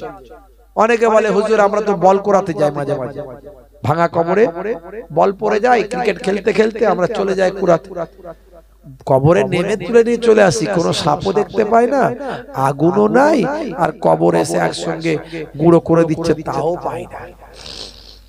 আমি বলি এর উদাহরণটা এইভাবে দেব, সবাই ঘুম জেগে আছে, আপনি হয়তো ক্লান্ত হয়ে একটু ঘুমিয়ে পড়েছেন, ঘুমের মধ্যে আপনি হঠাৎ স্বপ্ন দেখছেন। কি স্বপ্ন দেখছেন? ব্রিজের উপর দিয়ে আপনি গাড়ি নিয়ে, আপনার গাড়ি যাচ্ছে, ওপার থেকে গাড়ি আসছে, অ্যাক্সিডেন্ট হয়েছে, আপনার গাড়ি ব্রিজ থেকে পানিতে পড়ে গেছে, পড়ে গিয়ে আপনি গাড়ির ভিতর হাবুডুবু খাচ্ছেন, বাঁচার চেষ্টা করছেন, বাঁচতে পারছেন না, পানিতে ডুবে যাচ্ছে গাড়ি, বেরোনোর চেষ্টা করছেন, বেরোতে পারছেন না, এখনই আপনি মারা যাবেন। একটা ভয়াবহ পরিস্থিতি, প্রচন্ড চিৎকার করছেন, ডাকছেন, কেউ শুনতে পাচ্ছে না। এই যে ভয়ঙ্কর স্বপ্নটা দেখতে দেখতে হঠাৎ ঘুমটা ভেঙে গেল। আপনি ঘুমের মধ্যে যে এত কষ্ট পেয়েছেন, এত আঘাত পেয়েছেন, এত চিৎকার করেছেন, যারা জেগেছিল তারা কি কেউ বুঝতে পেরেছে? কেউ বুঝতে পারেনি। আপনি একা কষ্ট পেয়েছেন, কবরে যাকে দেওয়া হবে সেই কষ্ট পাবে, আর কেউ বুঝতে পারবে না। হে তরুণ যুবকেরা, সানা আলী খানের কথা আমি বলি এক্ষেত্রে। বলিউডের একজন বিখ্যাত ফিল্ম স্টার, এর আগে আমি বলেছি একজন নায়িকা, নাম হলো ম্যাডাম সানা আলী খান। 12-15 বছর ধরে নায়িকা ছিলেন, মডেলিং করতেন তিনি, কোটি কোটি টাকার সম্পত্তির তিনি মালিক ছিলেন। তার অটোগ্রাফ নেওয়ার জন্য মানুষ পেরেশান থাকতো। সেই সানা আলী খান পৃথিবী বিখ্যাত একজন নায়িকা। হে তরুণ যুবকেরা, হে আমার বন্ধুরা, শুনে রেখে দেন, জেনে রেখে দেন। হে মুসলমান, একটুখানি লক্ষ্য করুন। সেই সানা আলী খান তিনি বলেন, আমি মুসলমান ঘরের সন্তান, আমি মুসলমান ঘরের সন্তান, আমি আল্লাহকে বিশ্বাস করি, কিন্তু নামাজ ইবাদত থেকে আমি অনেক দূরে চলে গিয়েছিলাম। আমি একজন নায়িকা হয়ে গিয়েছিলাম, পৃথিবী বিখ্যাত ব্যক্তি হয়েছিলাম। হে তরুণ যুবকেরা, হে আমার বন্ধুরা, শুনে রেখে দিন বাবা, জেনে রেখে দেন। হে মুসলমান, একটুখানি লক্ষ্য করুন। সানা আলী খান বলেন, একদিন আমি আরামের বিছানায় ঘুমিয়েছিলাম। সেই সময় ঘুমের ভিতর আমি দেখতে পাই, আমি ঘুমের মধ্যে দেখতে পাচ্ছি আমি মারা গিয়েছি। আমি মারা যাওয়ার পরে, হে যুবকেরা, হে আমার বন্ধুরা, শুনে রেখে দেন, আমি মারা যাওয়ার পরে এমন সময় দেখতে পাওয়া যায় আমার আত্মীয় স্বজন তারা আমাকে তুলে নিয়ে গিয়ে কবরস্থ করে দিয়েছে, দাফন করে দিয়েছে।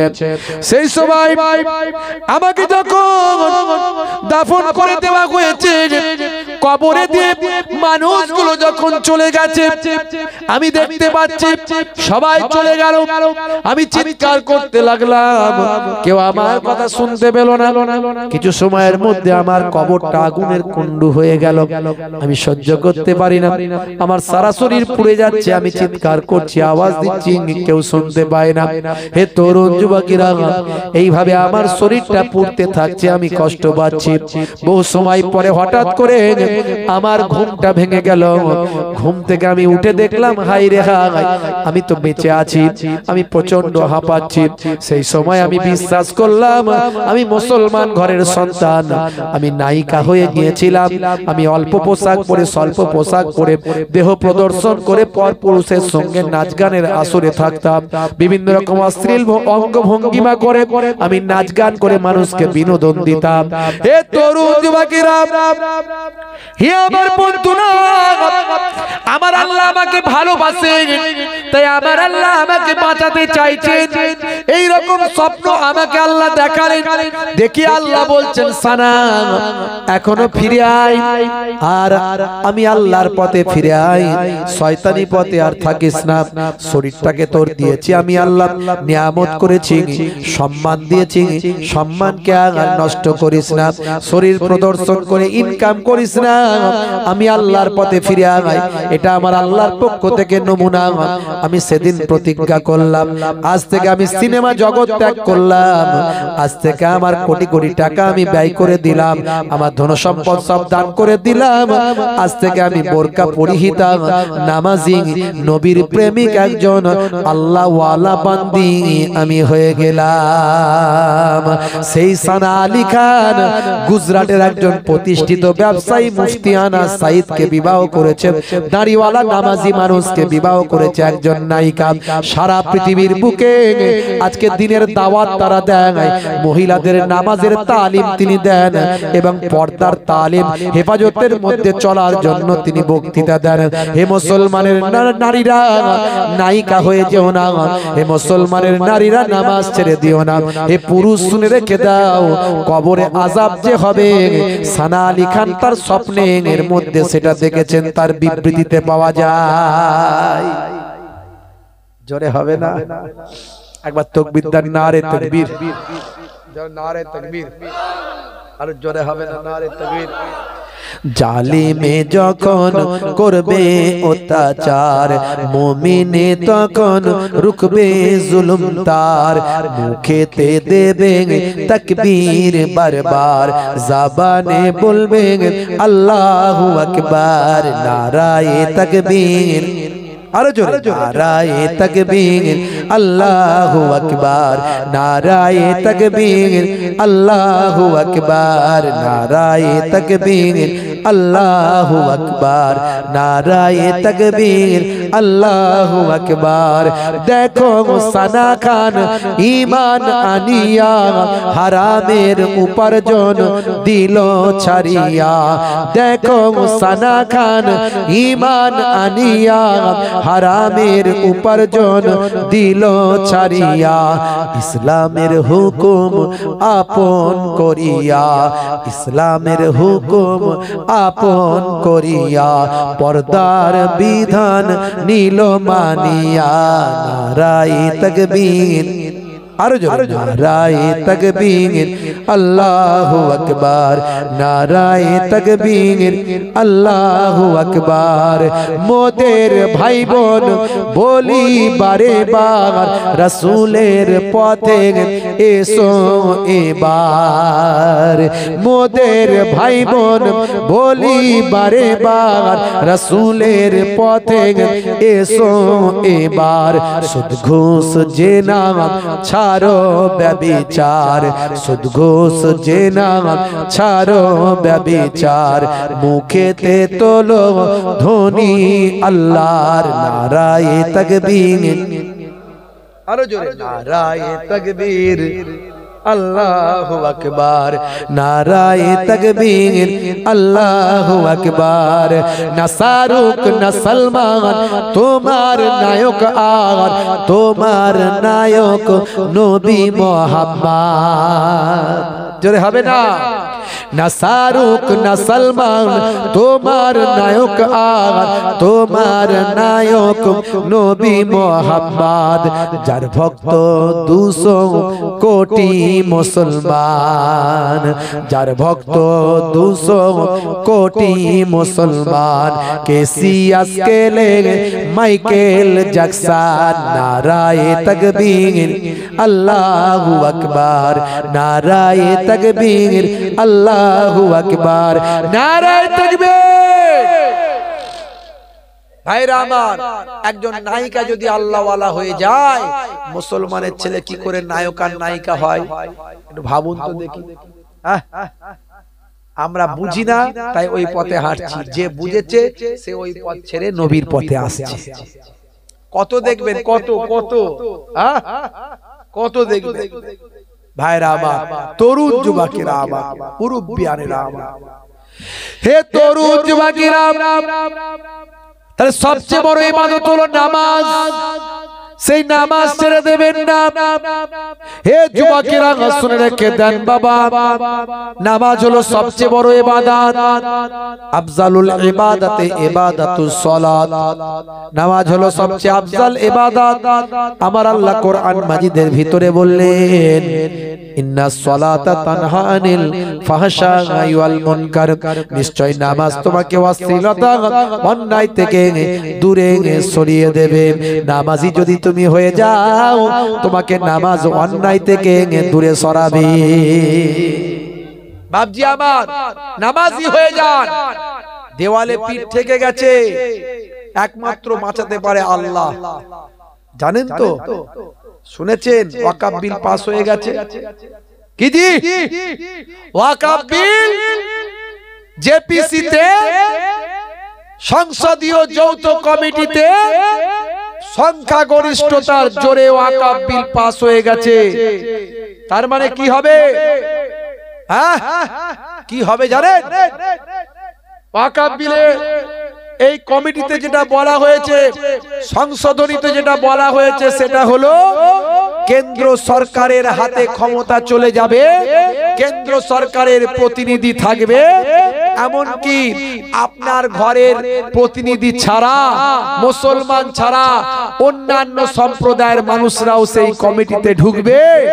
আপনার ঘর, আপনার জায়গা, আপনার সম্পত্তি, আপনার মসজিদ, আপনার মাদ্রাসা, আপনার ঈদগাহ, আপনার পূর্বপুরুষের 14 পুরুষের দেওয়া ওয়াকফ স্টেট, ওয়াকফ সম্পত্তি। সেই ওয়াকফের সম্পত্তি মানে কি জানেন? আপনার দাদু, তার দাদুর 200 বিঘে সম্পত্তি ছিল তখনকারের যুগে। তিনি দেখলেন আমার 10 বিঘে ছেলে মেয়ে বিবি বাচ্চা নিয়ে সব চলে যাচ্ছে, এত সম্পত্তি আমি নিয়ে কি করব? আমার কম গরিব মানুষ, আমার কওমের লোকেরা ছেলেরা, মুসলমানের ছেলেরা গরিব মানুষ, পড়াশোনা শিক্ষা দীক্ষায় পিছিয়ে, অন্যান্য সম্প্রদায়ের থেকে এরা পিছিয়ে আছে, তাদের পড়াশোনার জন্য অনেক জায়গা সম্পত্তি টাকা পয়সা দরকার, আমার 190 বিঘে আল্লাহর নামে উৎসর্গ করে দিলাম। এই যে এটাকে বলা হচ্ছে ওয়াকফে লিল্লাহ করা, আল্লাহর জন্য উৎসর্গ করা। এটা কোনো মানুষের সম্পত্তি নয়। মানুষের সম্পত্তি হলে কেড়ে নেওয়া যায়, আল্লাহর সম্পত্তি কেউ কাটতে পারবে না। কিন্তু নতুন আইন করা হয়েছে, আপনার ভাই আমার কবরস্থানের ওয়াকফ সম্পত্তির কবরস্থানের সেখানে কমিটির দায়িত্বে কেন্দ্র সরকার পাঠিয়ে দেবে লোক, তার কাছে চাবি থাকবে। আপনার বাপকে নিয়ে কবরে ঢোকাতে যাবেন, দরজার গোড়ায় গিয়ে দেখবেন তালা মারা, চাবি আছে যদু বাবুর কাছে, চাবি আনতে গিয়ে দেখবেন যদু বাবু বাজার চলে গেছে, হ্যাঁ, তখন যদু বাবুর পেছনে পেছনে ঘুরে বেড়াও চাবি আনার জন্য। আপনার কবরস্থান, আপনার দাদর দিয়া কবরস্থান, আপনার বাপকে সেখানে কবর দিতে গেলে যদু বাবুর পেছনে ছুটতে হবে। বুঝতে পারছেন? এই হচ্ছে নতুন সংশোধনী বিল এসেছে, এই হচ্ছে নতুন আইন। চাবি তার কাছে থাকবে, আপনার সম্পত্তি, আপনার ঘর, চাবি কেন্দ্র সরকারের প্রতিনিধির কাছে। হে যুবক, কেন এমন হলো? মুসলমান কেন এমন হলো? সারা জীবন হাত কোথায় বাঁধবো, এখানে না ওখানে, ইয়া নবী সালাম আলাইকা করব দাঁড়িয়ে না বসে, এ দেওবন্দি, ও বেরেলভি, ও ফুরফুরা, ওকে কাফের, ওকে বেঈমান, ওকে মুশরিক। সারা জীবন শুধু ঝগড়া করেছি, আর ওরা ঝগড়ার পাশাপাশি সুযোগটা নিয়ে নিয়েছে যে এদের দ্বারাই কিছু হবে না। আপনারা জানেন কৃষক বিল পাস করানোর চেষ্টা করেছিল দিল্লিতে, পাঞ্জাবটা, পুরো পাঞ্জাবের কৃষকরা উঠে এসে ট্রাক্টর নিয়ে এসে পুরো দিল্লি অচল করে দিয়েছিল। বিল উইথড্র করতে বাধ্য হয়েছে কৃষকদের কাছে। কিন্তু কৃষকরা পাঞ্জাবের একটা জায়গায়, মুসলমানরা সারা ভারতবর্ষে 30 থেকে 35 কোটি। কোন হেলদোল আছে দেখছেন? ওয়াকফ বিল পাস হয়ে গেছে, কোনো খবর নেই। আর কতদিন পরে জাগবো আমরা? আর কতদিন পরে হেলদোল করব? হ্যাঁ, এখনো যদি গর্জে না উঠি, আগামী দিন আপনার আমার সব শেষ হয়ে যাবে। হে যুবক, मसलाकी मक्तबी मजहबी इख्तिलाफ को खत्म करो, मजहबी इख्तिलाफ को खत्म करो, मक्तबी इख्तिलाफ को खत्म करो। अपना मजहब, अपना इख्तिलाफी मसाला अपना दिल में रखो, लेकिन अल्लाह के नाम पर इत्तेहाद करो। सब ঐক্যবদ্ধ হয়ে অন্যায়ের বিরুদ্ধে গণতান্ত্রিক পদ্ধতিতে রুখে দাঁড়াও।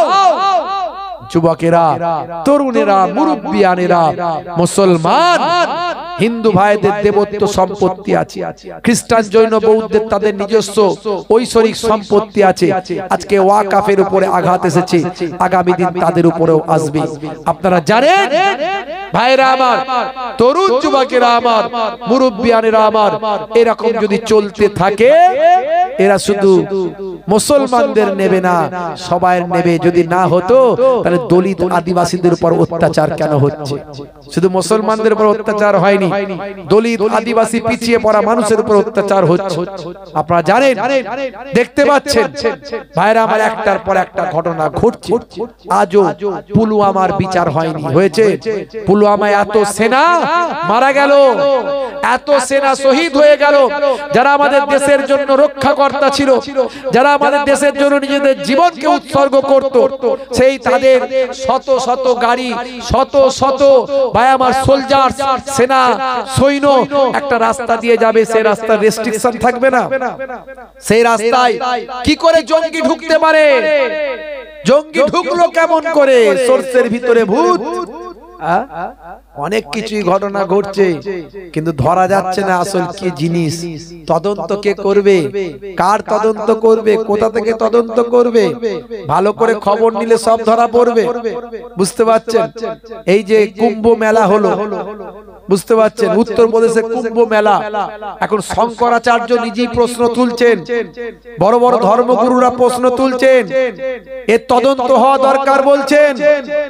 যেখানে লক্ষ লক্ষ লক্ষ লক্ষ মানুষ যেখানে পুণ্য স্নান করতে গেছেন, তাদের ধর্মীয় বিশ্বাস, বুঝতে পারছেন?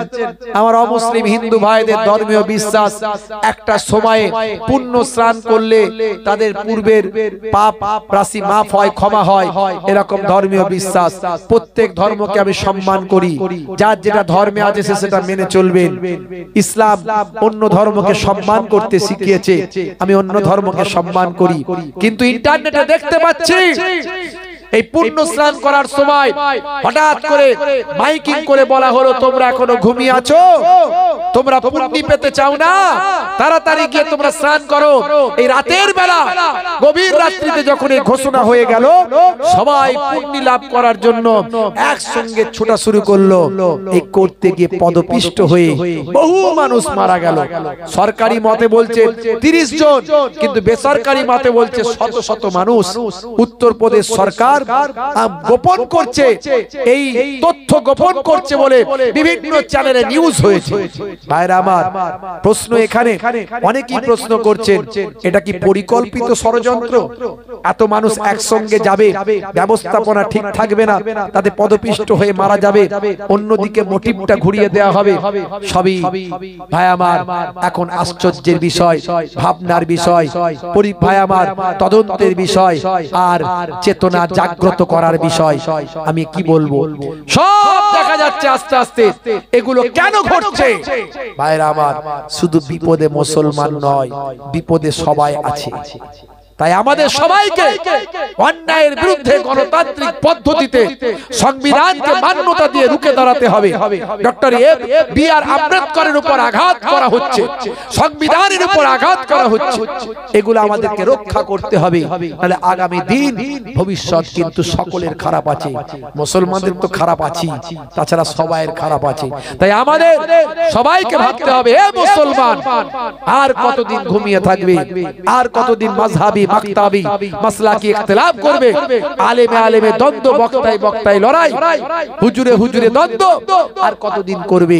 এগুলো থেকে বাঁচিয়ে নিজেকে রাসূলের নির্দেশ মেনে চলো, নামাজি হয়ে যাও, আল্লাহ ওয়ালা হয়ে যাও, তোমার উপর আল্লাহর গায়েবী মাদদ থাকবে।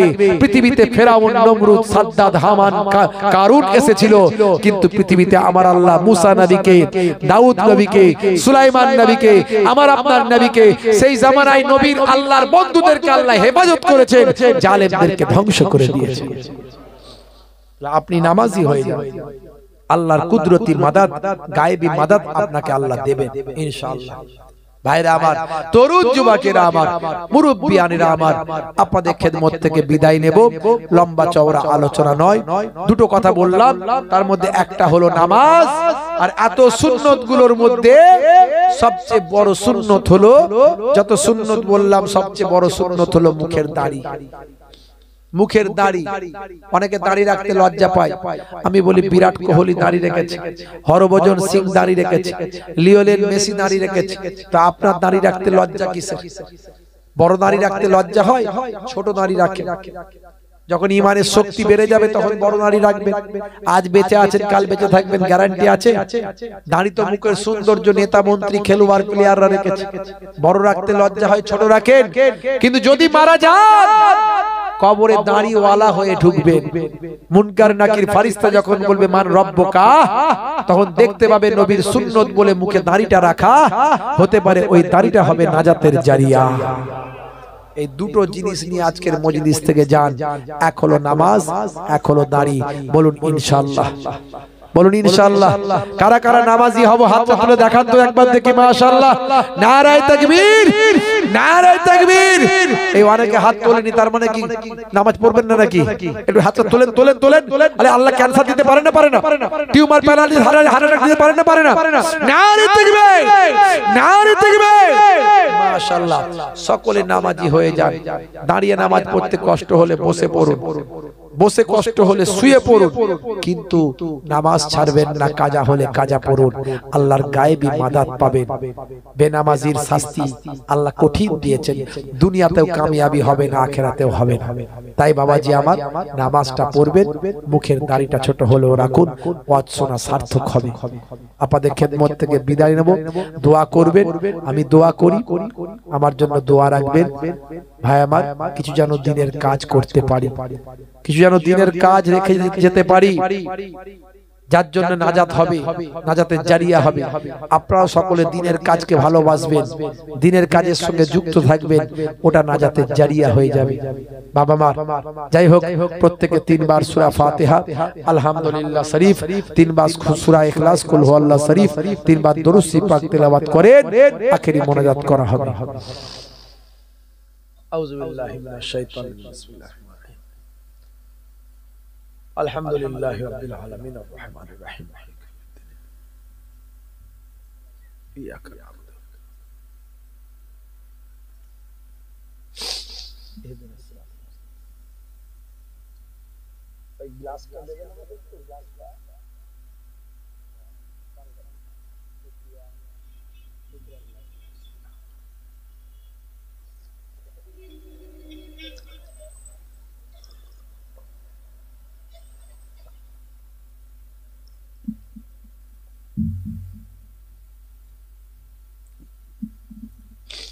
আলহামদুলিল্লাহ।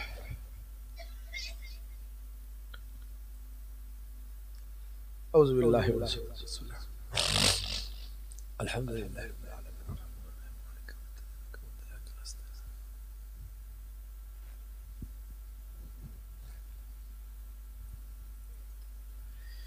ইয়াকা না'বুদু ওয়া ইয়াকা নাস্তাঈন ইহদিনাস সিরাতাল মুস্তাকিম সিরাতাল লাযীনা আন'আমতা আলাইহিম।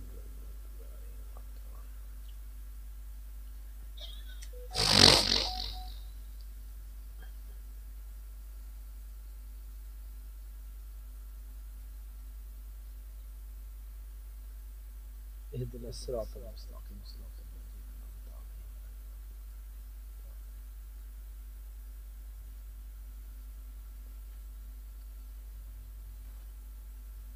قل هو الله أحد الصمد لم يلد ولم يولد ولم يكن له كفوا أحد.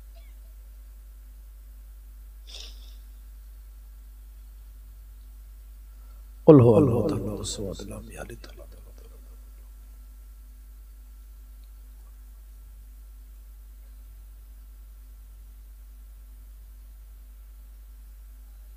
قل هو الله أحد الصمد لم يلد ولم يولد.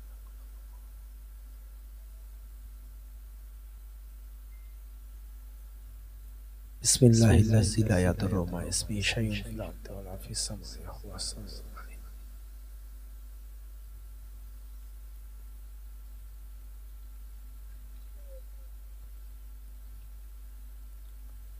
بسم الله الذي لا يضر مع اسمه شيء في الأرض ولا في السماء وهو السميع.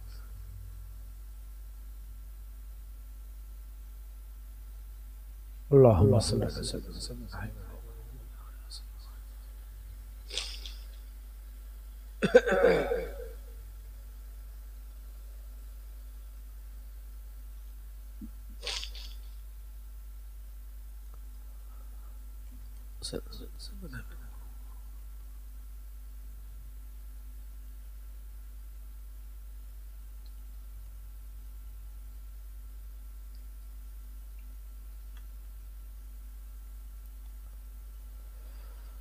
আল্লাহু আকবার।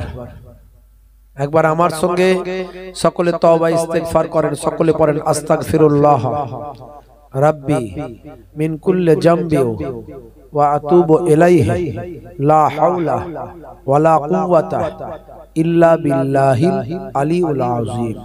যে যা বললেন আমাকে উকিল করুন, আল্লাহুম্মা আমিন। ربنا آتنا في الدنيا حسنة وفي الآخرة حسنة وقنا عذاب النار. ربنا ظلمنا أنفسنا وإن لم تغفر لنا وترحمنا لنكونن من الخاسرين. اللهم اغفر لحينا وميتنا وشاهدنا وغائبنا وصغيرنا وكبيرنا وذكرنا وأنثانا. রব্বে আল্লাহ তেলাওয়াতে কালাম পাক, দরুদ শরীফ, সালাম শরীফ, মিলাদ শরীফ যা কিছু করা হয়েছে, ইবাদতে মালি বাদানি যা কিছু করা হয়েছে, খতমে কোরআন যা কিছু পড়া হয়েছে, আল্লাহ সন্ধ্যা থেকে ওয়াজ নসিহত যা কিছু করা হয়েছে সব আপনার দরবারে জমা দিলাম।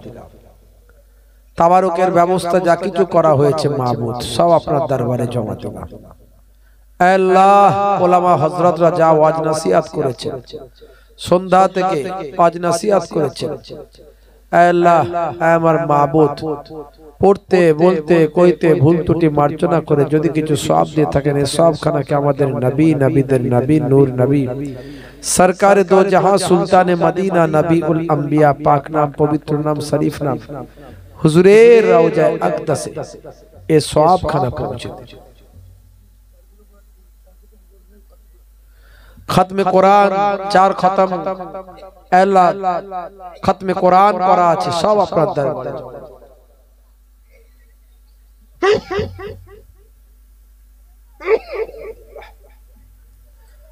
যদি কিছু সওয়াব দিয়ে থাকেন এই সওয়াবখানাকে আমাদের নবী, নবীদের নবী, নূর নবী হুজুরের রূপাকে সওয়াবখানা পৌঁছে দিন।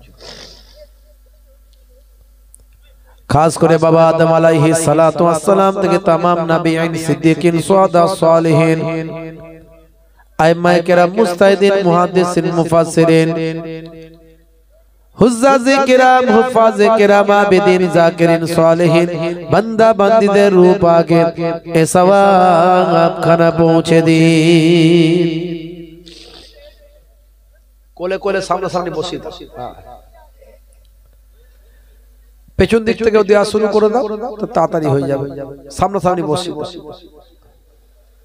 খাস করে মাহবুদ আমার আল্লাহ মাররা এই সওয়াব খানাকে বাড়িয়ে দিয়ে আমার প্রভু আহলে বায়াত পাক পাঞ্জাতান আপনার নবী, আপনার রাসূল, আপনার নবীর কলিজার টুকরা কন্যা খাতুনে জান্নাত আম্মা জান ফাতেমাতুজ জোহরা রাদিয়াল্লাহু তাআলা আনহা, আপনার নবীর জামাতা আসাদুল্লাহিল গালিব শেরে খুদা আলী মুর্তজা কারামাল্লাহু ওয়াজহু, আপনার নবীর কলিজার টুকরা দুইজন নাতি হযরত ইমাম হাসান, ইমাম হুসাইন রাদিয়াল্লাহু তাআলা আনহুমা, এই পাঁচজন হলেন আহলে বায়াত, এই পাঁচজন হলেন পাক পাঞ্জাতান, পাক পাঞ্জাতান আহলে বায়াত হুজুরদের আরওয়া পাকে এ সওয়াব খানা পৌঁছে দিন।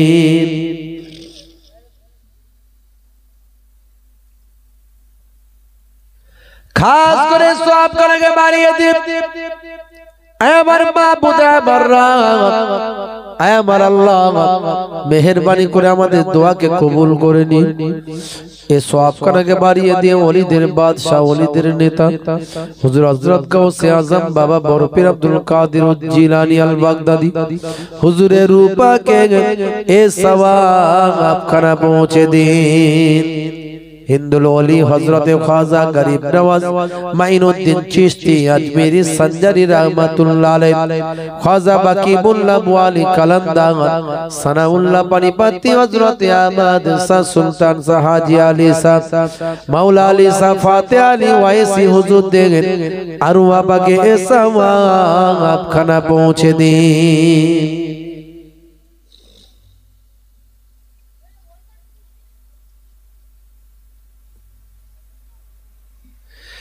खास करे এই সওয়াব খানাকে বাড়িয়ে দিয়ে আমার মাবুদ আল্লাহ আমার রব আল্লাহ ফুরফুরা শরীফ মুজাদ্দিদুজ জামান কুতুবুল আলম আমিরুশ শরিয়ত আমাদের চোখের মণি মাথার তাজ বাংলা সাম বাংলাদেশ অখণ্ড ভারতবর্ষের কোনায় কোনায় যিনি দ্বীন পৌঁছে দিয়েছিলেন, শরিয়ত পৌঁছে দিয়েছিলেন, ইসলাম পৌঁছে দিয়েছিলেন, সকলের দাদা হুজুর আমার পন্না জান হুজুরের রূপাকে এ সওয়াব খানা পৌঁছে দিন।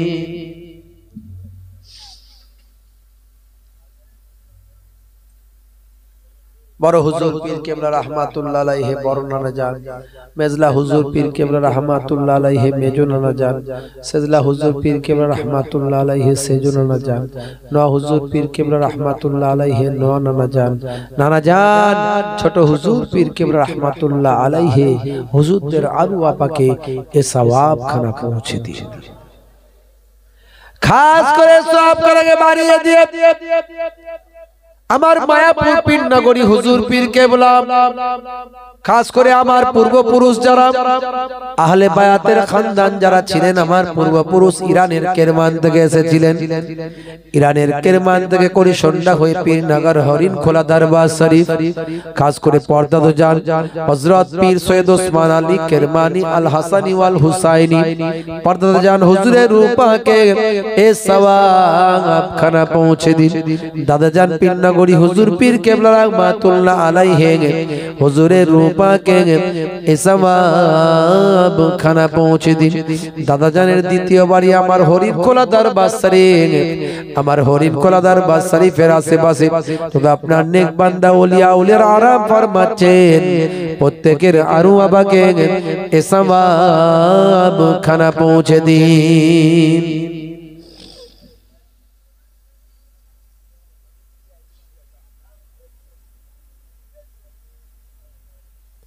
খাস করে মাহবুদ আল্লাহ এই 24 পরগনার জমিনে বসিরার আল্লামা হুজুর আরাম ফরমাচ্ছেন, গোরাচাঁদ আব্বাসী হুজুর আরাম ফরমাচ্ছেন, মস্তানজি হুজুর আরাম ফরমাচ্ছেন, ফকির সাহেব হুজুর আরাম ফরমাচ্ছেন, তবে আপনার ওলিয়া উলিয়ার আরাম ফরমাচ্ছেন, প্রত্যেকের আরো আপনাকে সব খারাপ পৌঁছে দিন।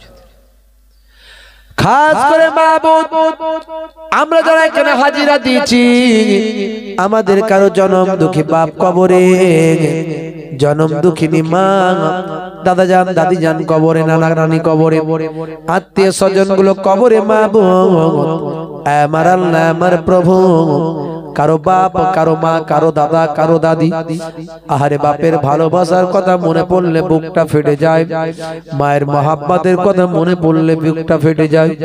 আহারে তারা কত প্যার করতেন, ভালোবাসতেন, দুনিয়ার জমিনে আমাদের সঙ্গে কত মহাব্বত করতেন, তারা আজ দুনিয়ার জমিন ছেড়ে বিদায় নিয়েছেন। আহারে বাপ যাদের বাপ কবরে, বাপ মা কবরে, কবরবাসী রুয়ে সব পৌঁছে দিন। যাদের বাপ মা দাদা দাদি হায়াতে আছেন, হায়াত কিসমত দারাজ করে দিন। আয় আমার মাবুদ আল্লাহ, আয় আমার রব, আয় আমার স্রষ্টা, আয় আমার প্রভু, দাদা দাদি নানা নানি আত্মীয় স্বজন যাদের কবরে চলে গেছেন, গোলাপ ফুলের বাগান বানিয়ে দিন।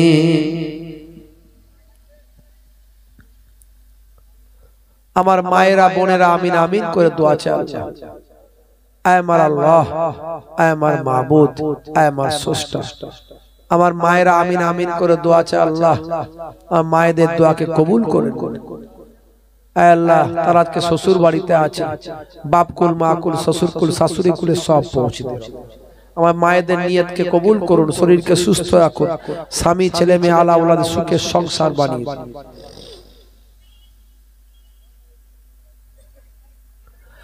খাস করে আমাদের দোয়াকে কবুল করে নিন মাবুদ। এক গভীর রাত্রিতে দুনিয়ার সমস্ত অফিস বন্ধ, তোমার অফিস খোলা। আমার মাবুদ তোমার অফিসে আমাদের নামটা লিপিবদ্ধ করে নাও। আমরা গুনাহগার, খাতাকার, সিয়াকার বান্দা, গুনায় ভরা হাত দুখানা তুলেছি মাবুদ। তোমার দরবারে চাওয়ার মতো আমাদের মুখ নাই, তোমার দরবারে হাত তোলার মতো আমাদের মুখ নাই। তবে মাবুদ তুমি ছাড়া আমাদের কোনো রব নাই, তুমি ছাড়া আমাদের কোনো প্রভু নাই। এত গুনাহ আমাদের, তোমার দরবারে হাত তোলার মতো আমাদের মুখ নাই। আমরা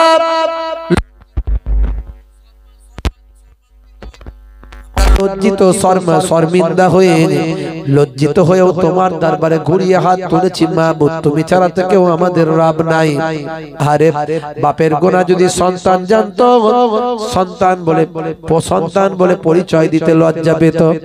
বাপের গুনাহ যদি সন্তান জানতো, বাপ ডাকতে লজ্জা পেত। আর সন্তানের গুনাহ যদি বাপ জানতো, সন্তান পরিচয় দিতে লজ্জা পেত। মায়ের গুনাহ যদি সন্তান জানতো, মেয়ে জানতো, মা ডাকতে লজ্জা পেত। আর সন্তান মেয়ের গুনাহ যদি মা জানতো, মা পরিচয় দিতে লজ্জা পেত। তুমি সকলের গুনাহকে গোপন করেছো মাবুদ। শুধু গোপন করলে হবে না, আমাদের জীবনে জিন্দেগির গুনাহগুলোকে মাফ করে দাও। যারা কন্যাদায়গ্রস্ত তৌফিক দিন, নেক ছেলে মেয়ে নেক ছেলে দান করুন, বিপদ আপদ মুসিবত থেকে হেফাজত করুন, জালেমদের জুলুম থেকে, হিংসুকদের হিংসা থেকে, নিন্দুকদের নিন্দা থেকে, ইমানদারদের জান মাল ইজ্জত আবরুকে হেফাজত করুন। আল্লাহ যে সমস্ত আমার ভাইরা শহীদ হয়ে গেছে, যে সমস্ত ভাইরা শহীদ হয়ে গেছেন মধ্যপ্রাচ্যে মাবুদ, তাদের শাহাদাতের মর্যাদা দান করুন, তাদের শাহাদাতের মর্যাদা দান করুন। যারা হায়াতে আছেন হায়াত দিন, তাদের উপর আসমানি রহমত নাজিল করুন। আল্লাহ জালেমদের হেদায়েত করুন, হেদায়েত না হলে ফারিস্তা দিয়ে তাদেরকে ধ্বংস করে দিন। আমার এই ভারতবর্ষকে আপনি হেফাজত করুন, চক্রান্ত থেকে বাংলাকে রক্ষা করুন। হিন্দু মুসলমানের মধ্যে বিভাজন করে সাম্প্রদায়িক দাঙ্গা হাঙ্গামা করার চক্রান্ত কিছু মানুষ করে, তাদের চক্রান্ত থেকে রক্ষা করে হিন্দু মুসলমানের মধ্যে সম্প্রীতি, ভ্রাতৃত্ববোধ, মেলবন্ধন, মহাব্বত, ভালোবাসা, ঐক্য আমাদের মধ্যে দান করুন। মুসলমানের ভালো করুন, হিন্দু ভাইদের ভালো করুন, খ্রিস্টান জৈন বৌদ্ধদের ভালো করুন, সারা পৃথিবীর মানুষের ভালো করুন, সারা পৃথিবীর মানুষকে আপনাকে আপনার রাসূলকে চেনার তৌফিক দিন। যারা অসুস্থ অবস্থায় আছেন সুস্থতা দান করুন আল্লাহ। অনেকে হসপিটালের বেডে, অনেকে বাড়িতে পড়ে আছেন, আল্লাহ শেফা দিন। অনেকে মুরব্বী আছেন, বাপেরা আছেন অসুস্থ, শেফা দিন। অনেক মায়েরা অসুস্থ আছেন, শেফা দিন, শেফায়ে আজিলা দান করুন। আমার আব্বা জান পীর নগরী হুজুর কেবলার বড় সাহেবজাদা ছোট হুজুর পীর কেবলা রাহমাতুল্লাহ আলাইহির সুযোগ্য জামাতা শাইখুল হাদিস উস্তাজুল আসাতিজা, মস্ত বড় আলেম, মস্ত বড় ওলি, দীর্ঘ প্রায় 50টা বছর ধরে দার্স দিয়েছেন, হাদিস পড়িয়েছেন। মাবুদ আল্লাহ মস্ত বড় ওলি বান্দা, দিনের অনেক খেদমত করেছেন, অনেক মাদ্রাসা মসজিদ মক্তব নিজে হাতে প্রতিষ্ঠা করেছেন, অনেক জালসা জুলুসের মাহফিল এক সময় করেছেন। আমার আল্লাহ অনেক বয়স হয়েছে, মাঝে মাঝে অসুস্থ হয়ে যান, শরীরকে শেফা দিন, হায়াতে তাইয়্যিবা দান করুন। আমাদের কাছে আরো কিছু দিন আমাদের কাছে নিয়ামত করে হায়াত দারাজ করে দিন। আমার আম্মা জান ছোট হুজুর কেবলার কলিজার টুকরা কন্যা আবেদা জাকেরা সালেহা বান্দি, সারা দিন বহু মহিলারা তার কাছে আসেন, তিনি দিনের খেদমত করেন। খেদমতে খালকের বিনিময়ে আম্মা জানের শরীরকে হায়াতে তাইয়্যিবা দান করুন, শেফায়ে আজিলা দান করে দিন। ফুরফুরা শরীফে আমার 4 নানি জানের মধ্যে আমার নানি জান হায়াতে আছেন, মস্ত বড় আল্লাহর ওলি বান্দি, অনেক বয়স হয়েছে, এই বয়সে ইবাদতের কোনো কামি নাই, অসুস্থ অবস্থায় আছেন, হায়াতে তাইয়্যিবা দান করুন, শেফায়ে আজিলা দান করে দিন। আমি অসুস্থ মাবুদ, কিছু মাদ্রাসা মসজিদ মক্তব সোশ্যাল ওয়ার্ক সামাজিক কাজ এতিমখানা মেহমানখানা জাতি ধর্ম বর্ণ নির্বিশেষে মানুষের পাশে থেকে কিছু কাজ করার চেষ্টা করি, তার বিনিময়ে দিনের খাদেম, ইসলামের খাদেম, দাদা পীরের খাদেম হিসেবে কবুল করুন, হায়াতে তাইয়্যিবা দান করে দিন, শরীরকে সুস্থ রেখে দিন। আমার ঘরে আমার স্ত্রী ছেলে মেয়ে আলা আওলাদ যারা অসুস্থ আছেন শেফা দিন, হায়াতে তাইয়্যিবা দান করে দিন। আমার বাড়ির প্রত্যেকের হায়াতে তাইয়্যিবা দান করে দিন। আমরা যারা এখানে হাজিরা দিয়েছি আমাদের প্রত্যেকের শরীরকে সুস্থ রেখে দিন, হায়াতে তাইয়্যিবা দান করে দিন, শেফায়ে আজিলা দান করে দিন। আমার আল্লাহ আমাদের প্রত্যেকের মনের নেক আশা আরজুগুলো কবুল ও মঞ্জুর করে নিন।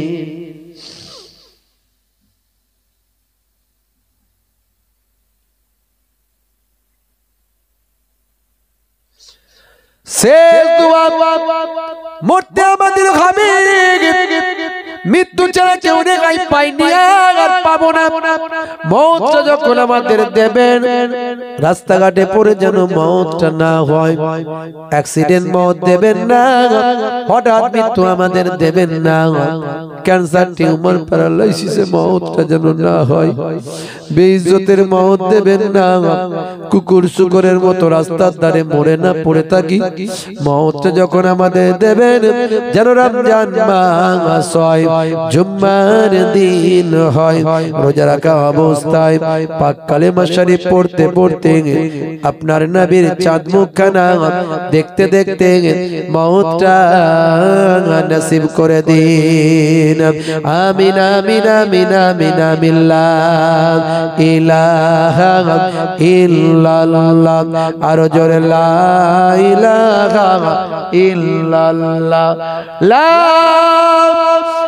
ইলাহা ইল্লাল্লাহ মুহাম্মাদুর রাসূলুল্লাহ সাল্লাল্লাহু আলাইহি ওয়াসাল্লাম একটা দাওয়াত দিয়ে যায়। দাদাজান পীরনগরী হুজুর, যাকে জিন্দা পীর জিন্দা ওলি বলা হতো, সেই হুজুরের সব রেসানি বাৎসরিক ইসালে সব ফাল্গুন মাসের 10 তারিখ খাস ভাবে করা হয়। আপনাদের দাওয়াত দিয়ে যাচ্ছি ফাল্গুন মাসের 10 তারিখ মধ্যরাত পর্যন্ত। বলুন ইনশাআল্লাহ, প্রত্যেকে যাবেন, বলুন ইনশাআল্লাহ। ফাল্গুন মাসের 10 তারিখ সকলকে সালাম দিলাম।